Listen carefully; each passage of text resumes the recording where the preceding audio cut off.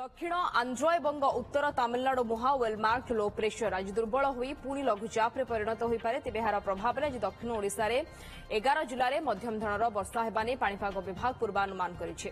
एथिपाई दक्षिण एवं उपकूल 11 जिला को येलो वार्निंग जारी होइछि। सेपटे बंगोपसागर लघुचाप को नहीं छणका भितर एसआरसी और पाणीपाग अधिकारी आलोचना करिसेंति राजस्व और विपर्यय परिचालना मंत्री सुरेश पुजारी।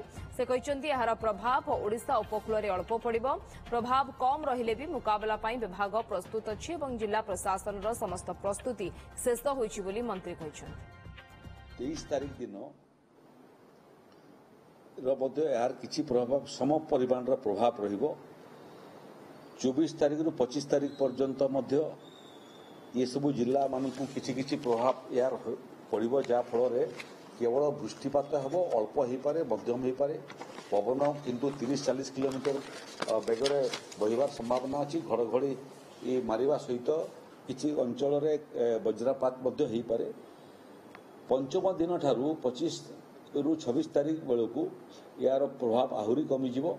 षष्ठ दिन 27-28 तारीख एवं सप्तम दिन यार प्रभाव आउ परिलक्षित हब नहीं। तेणु ओडिशावासी को मोर परामर्श से माने विभिन्न प्रकार खबर बाकू नहीं विचलित होंतु नहीं। विशेष प्रभाव पड़िबार संभावना कम अच्छी।